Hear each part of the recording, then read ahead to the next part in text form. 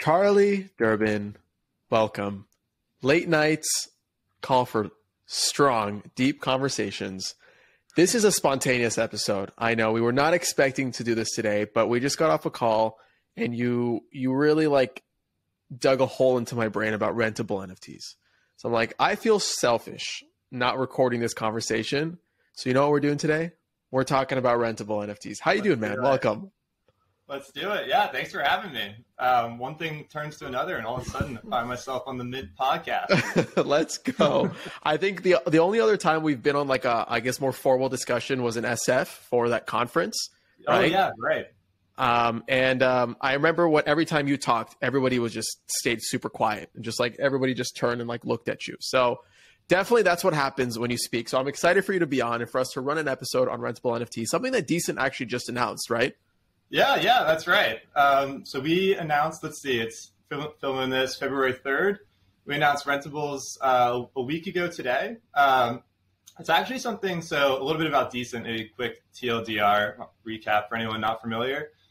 We have a SDK and no-code tool that makes it really easy for creators, companies, you name it, to stand up what we think are pretty innovative Web3 releases, a lot of them NFT based. So to that end, spend a lot of time exploring new NFT mechanisms and thinking through what's possible for these folks trying to either get in the space or sort of push the boundaries if they're already here.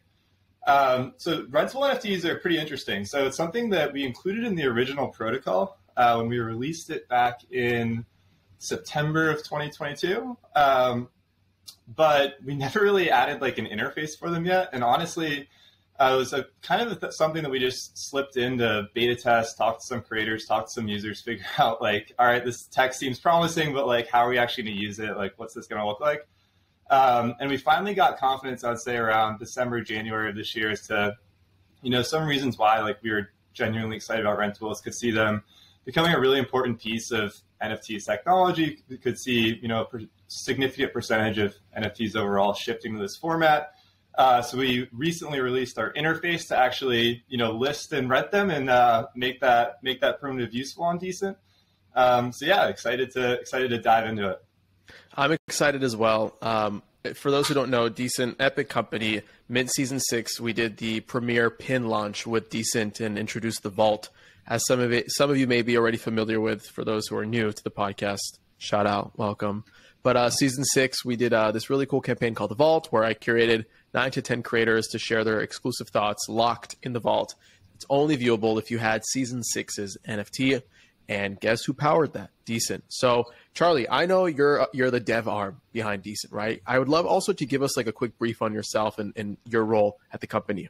Yeah, absolutely. So I lead, I'd say product and development at Decent. So I handle, a lot of the obviously product road mapping, some of the modeling around our mechanism designs.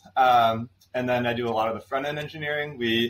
I do have a co-founder named Will Canteros, who some of you may have come across in the past. He was on the podcast. He's kind of the giga brain behind our smart contracts. And then we have an awesome engineering team. That was the other Will. I'm getting the Wills confused. So there's two Wills at Decent.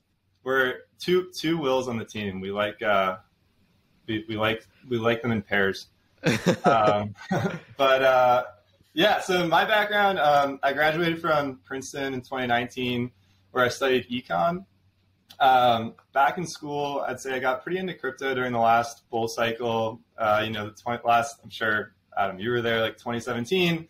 The whole run-up was nice and exciting, and I published a couple of papers on just real academic sense, how Bitcoin is being used for capital flight out of China, looking at, how crypto trading might impact exchange rates, et cetera. And that's what sort of got me into the space originally. After school, spent a couple years working in investment banking, doing software M&A, which was a mixed bag of experiences. But during that time, I was covering the music sector.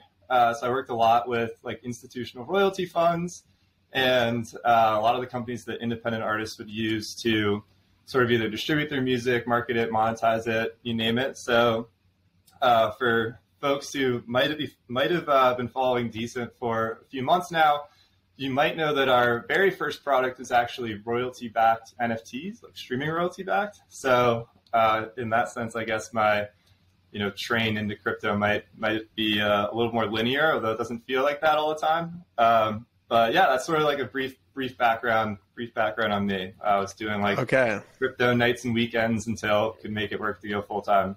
Wow, let's go. Okay, so I know Decent has 4 co-founders, right? That's right. There's a lot of cooks in the kitchen if you think about it. It is, but we each bring a very different perspective and skill set to the team, I'd say. So super fortunate to pair with both the Wills that we talked about, and then my 4th co-founder is a guy named Xander Carlson, who is a full-time artist signed to Palm Tree Records at Sony, and he goes by the name Forrester. So as we dove into music NFTs over the last year or so, he was really the tip of the spear and helping us understand what the artist need was, et cetera. So pretty good distribution between like the creator, Will Collier, who handles all of our real biz dev and marketing, and then Will Canteros on the super exploratory technical side, and then and then somewhere in the middle. What kind of chef are you? What are you bringing in the kitchen? What am I? I'd say I'm a good jack of all trades. I think that I'd say I'm pretty well split between a lot of the technical things we'll do at Decent, and then some of our biz dev opportunities. But yeah. Okay. All right. So that's a good primer, some good context going into this big brain discussion. As I mentioned in the beginning, Decent recently announced Rentable NFTs, and the reason why I wanted to kick off this episode is because something I try to consistently do on Mint is bring new ideas, new opportunities, new experiments to showcase and document. That's the whole point of Mint, documenting the Web3 creator economy. And it's no different when trying to explore new primitives like rentable NFTs. Now, I don't know how new it is. You're here to tell me sort of how new it is, but I want to get into the trenches of why the hell should we even consider rentable NFTs when the whole thesis around Web3 is to own. You are the owner now. So that's like the prime question, Charlie. That's like the top of the pillar question. I wanna dissect and find all the branches. So let's kick it off there. Why rentable NFTs?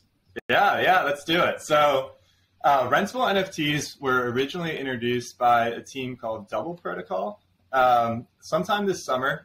I forget the exact date, maybe July or August, in an Ethereum improvement proposal, an EIP called 4907.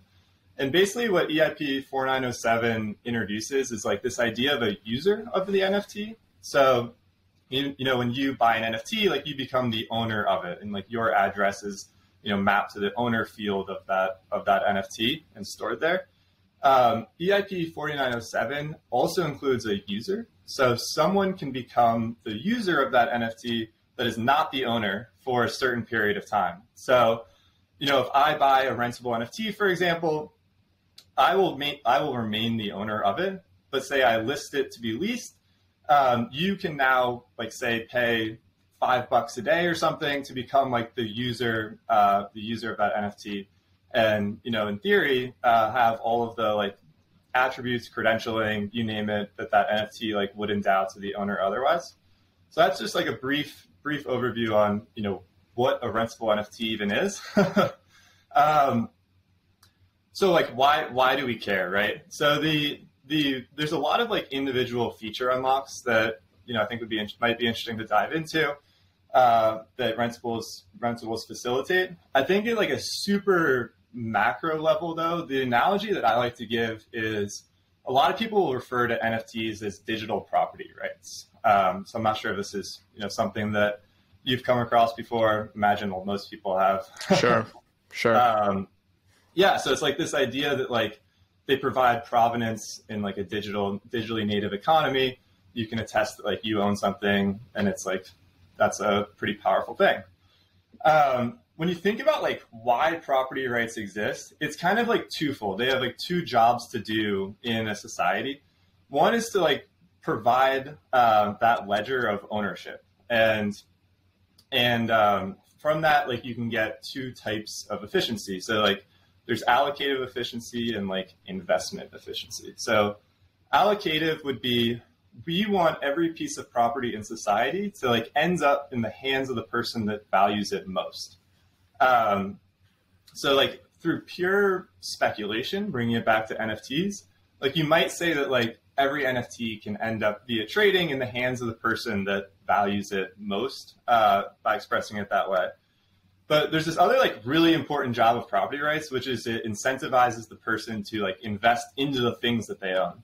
And the person that like is willing to invest the most sort of sweat equity into the property that they own to like grow its value, that's what we would call like investment efficiency. And that's like that's a pretty different notion. And I think that that is ultimately like the unlock of rentable NFTs. So like until now, or probably in a typical NFT that people would think of, the only way that you can like really profit off of owning something, barring some, you know, NFT DeFi integrations, is to like sell that NFT, right? So like I have to sort of lose my ownership of it to profit from having ever owned it.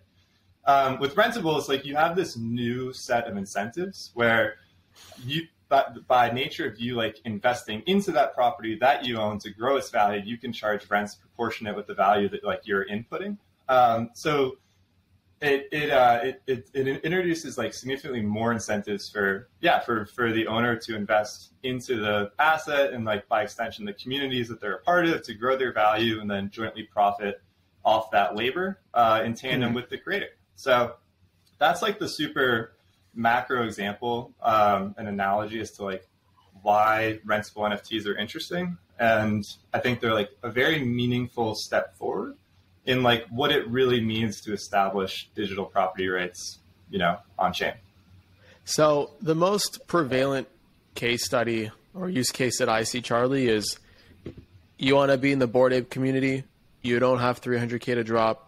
You can borrow somebody else's NFT, join the Discord, be in that crypto culture for a minute. Like that's like where my simple-minded brain heads to.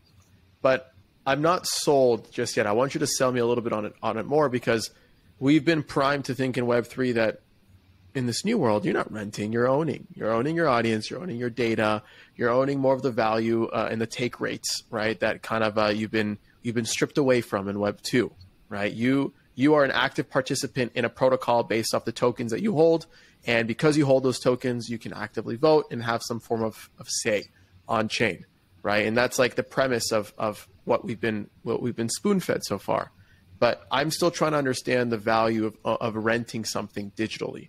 I could see the opportunity of renting a room in someone's meta home, you know, and whenever we end up getting to that stage and if there's a lot of foot traffic to that specific plot of land, right? What did they call them? A voxel or whatever. I could see people renting out advertisements on there, you know, and being able to kind of capitalize on the attention. Those are some of like the very minimal use cases that come to mind. But help me understand it more as if I was like a fifth grader. Yeah, totally. So I think like let's we can look at it from like each side of the market's perspective. So like the creator who might be issuing the NFT and then like the collectors who might be renting it. So from the perspective of the creator first, like right now, let's take the Bored Ape one as like a pretty good example. So let's say like the Bored Ape community and creators, like they actually really want to expand, but the only way to expand right now, like might be either to issue more NFTs, which like could potentially dilute the value of those that are already existing. They could alternatively go with some staking mechanism in which they're introducing a secondary token to like, it's different than this first NFT, but like we'll still ascribe like some rights, some membership opportunities to this secondary token. But the third and like maybe the most interesting now is like you could start enabling rentals of those NFTs. So this like preserves the ultimate scarcity. Like you have your very tight knit community, but like you want to start introducing some new members to it, for example.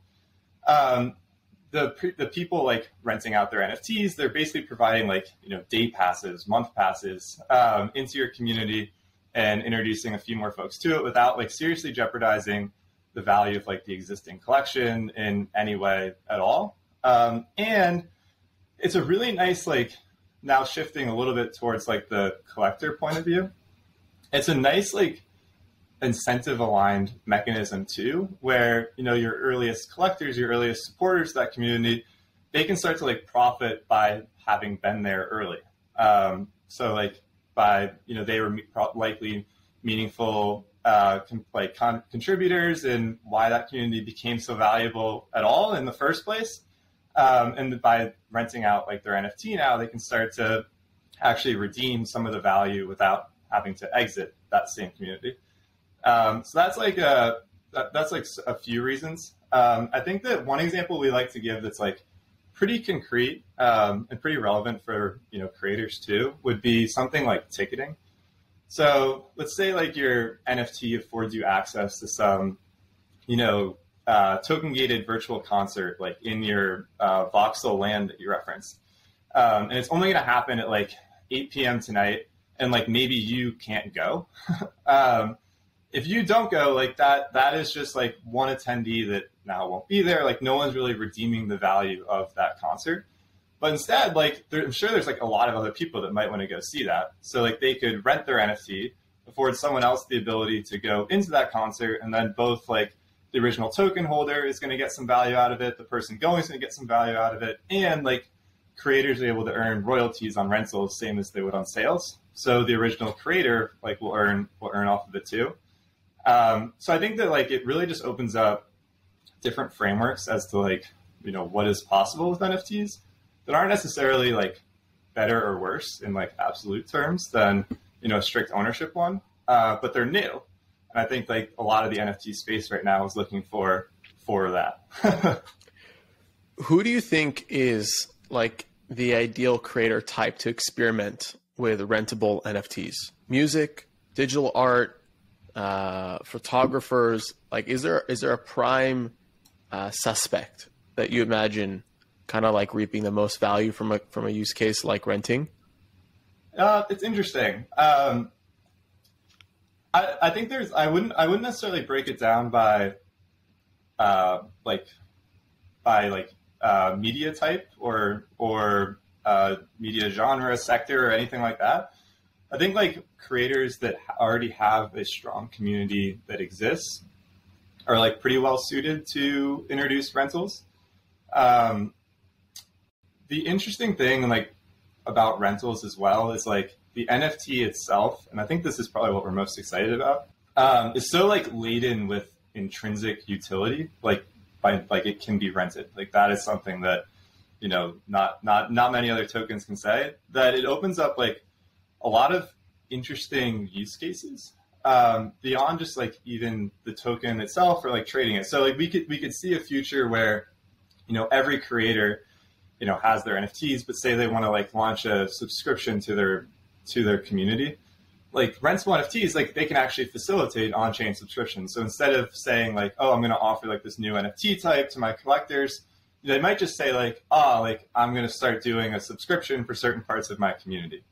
And we could see like rentable NFTs being branded in that type of way, where it's like, we're going to put for first and foremost what this token actually does. And then the fact that it isn't an NFT at all is like quite secondary. So from that perspective, like I'd encourage creators to kind of think about it the same way, where it's like, try to think about like, why might this be like something that's useful, and introduce it via that like utility, or like how it's going to impact your day-to-day community. Got it.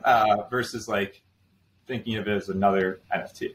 So rentables, and please correct me if I'm wrong, renting an NFT is similar to subscribing to a software service and you getting charged automatically every month.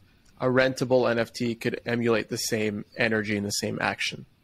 It could, yeah. So there's a few differences. But do you need the rentable NFT specifically, or could you do that with any NFT? Do you need? So the difference is like the rental itself like is time bounded, right? So if you did it with like a regular NFT, it would be like selling a lifetime subscription, I suppose. To say like you as the creator, like you mint all these rentables maybe to your personal wallet and start leasing them, then it's like someone's prepaying based on a specific time for access to like this good service or access. So that I would say is the difference. Like it could be adapted into more of like a pure play subscription type product. But at this point, I would say like it's a bit more like a prepayment. Got it. So creators are continuously, I guess, pressured to innovate and release new campaigns and new NFT drops. But what they could do, they could start offering packages and treat their community like a Patreon of some sort, like a decentralized Patreon. They could have the lifetime pass, right, where you outright own the NFT and you can flip it and trade it on the secondaries. Or if you want just like a quick primer, and just test the waters, you can get a rentable NFT for much less, but with limited access. Totally a valid use case. Okay. I like it. That makes a lot of sense. It's very, now it feels more comfortable to sort of what we know. And I could relate it now to what already exists. Because I'm trying to think like, scrape the token. What is the use case, right? Like you're going to, like you build users, you build adoption through understanding the use case of something, how it applies to somebody's life. I think that's actually a very applicable use case. And again, I'm probably very simple-minded when it comes to it, as my nimble brain tends to be, so I'm sure there's a lot of other creative things that can come about from this that maybe we're not even touching upon just yet. Yeah. I mean, like maybe just first of all, like I think that this is definitely like an abstract concept that took a bit for us to like get comfortable with too, which is why we waited months to actually build the interface for it. But a couple of the other like sort of core utilitarian implementations for rentables that we think are kind of interesting would be like delegated claiming, for example. So let's say you want to claim an airdrop, it requires some token to be in your wallet to prove that you have access to it, but you don't necessarily like trust the issuer. I don't know, maybe you have some other just general concerns. You could even just like lease the NFT for free to a separate one of your own wallets for a minute to get access to it, to this airdrop, claim it with like very little repercussions or exposure to one of your wallets. Then you can think about like sort of pure play DeFi type things where, like Uniswap V3, every LP position is actually an NFT. So you could wrap this NFT with rentable wrappers, and all of a sudden, like you can start to lease out like your LP position. So say you're like, passively managing a position, like it's not really performing that well. You might actually be losing money due to impermanent loss and things. You could lease that out to someone who's going to like very actively manage it, and like they might be able to derive more value from that position than you would otherwise. And like that all starts to become possible due to rentables. I think that it is like a pretty exciting primitive in that way, where there's just like some pretty concrete use cases where it's like, yes, like I don't really have to debate like, why it is worthwhile for me to be owning this NFT. It's like the ability for me to like do something with it is like critical and like inherent to the token itself. Which starts to be like pretty exciting when you think about, a bunch of other use cases that I'm sure haven't even crossed our mind yet. Right. But we're excited to see. Yeah. Super exciting, man. I love the consistent level of experimentation that comes from Decent's end. I think if there's one thing of many things that Decent has sort of solidified itself as is like the experimentative platform that welcomes all and any types of experiments. And I remember very early on, you guys sort of were the first to, I want to say commercialize, quote unquote, even though we're not at that scale yet, but like bonding curves for creators, right? And pegging their social token to their NFT, but doing it in a way where it's scalable to an extent, right? Where it was very much like in a way self-serve, like any creator can come to you, they could do it, they could release that token on a bonding curve and go all shits to the fan. So I feel like it's like a progressive sort of like lineage into that level of experimentation that I love to see. And something that I talk about on the podcast, like the more you experiment, the more you put yourself out there, even if you fail, there may be instances where you succeed, and then you'll come out as like this innovator to the community of collectors, and it will just boost your social capital in the space. So working with platforms that align with that, I think is very cool. So shout out to Decent. Decent. No, thanks so much. Definitely appreciate it. It's something that like we've worked hard on, and a persona that like we definitely like individually, I think even as a team all ascribe to. So it's nice that comes through. But yeah, I think like empowering creators to continue experimenting to push the limits of, like what is possible today. I'm not sure that like anyone is super excited by like this status quo, or at least like believes that the status quo like will be sort of what Web3 can be in the future, like Web3 to its fullest extent.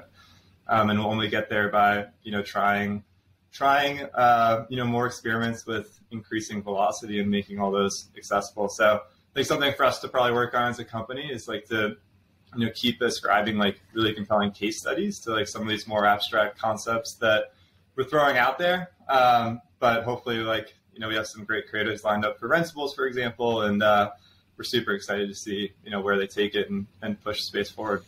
Let's go. That's super cool. So I want to know what's next. What's up next on the decent menu? Because we used the analogy of cooks in the kitchen earlier, so I got to continue it. Yeah, let's get it. I'm hungry. So I think that like right now Rentables it's definitely worth noting like they're only available as like 4907 NFTs. We'll very soon be releasing a rentable wrapper as well. So one of the probably aspects about Decent that we're most excited about would be these wrapper contracts that we have. So right now that's treasuries and staking. That'll soon include renting as well. I think that like we're really eager to continue introducing like these new utilities to existing NFT collections where, someone like a Doodles, awesome community, a lot going for it. That community is probably ready to like try something new and, test out whether it be like a new revenue model, a new access mechanism, a new mechanism for even like releasing content from the community itself. And they're going to need like contracts that are kind of like backwards compatible with what's already there. So that's something that like, we're particularly excited about. And then moving even farther into the future, we spend a lot of time thinking about what Web3 unlocks. And for us, I think the answer we always come back to is like interoperability between applications, sort of this like self-sovereignty of the creator and collector to move seamlessly between them as well. And think that there's, still a decent amount of work to do in uniting all of the super exciting applications that exist today and giving new ones like the shared audiences to come in and do quite well. So we're spending a lot of time in that regard too. It's a bit more of a vague description, but yeah. I like it. I'm excited for you guys. I'm keeping an eye out for sure. Charlie, before we wrap up this awesome conversation on rentable NFTs, where can we find you personally? And then where can we find Decent as a whole? Yeah. So you can find me personally probably on Twitter would be the best place at cdurbin.xyz. And then for Decent, you can find us at decent.xyz on Twitter and decent.xyz.mirror for our blog. And then decent.xyz on Lens as well. That's cool. Probably be our three biggest platforms. This was great, Charlie. We'll do this again soon, but until then, appreciate you and have a good one. Awesome. Thanks, Adam. Talk soon.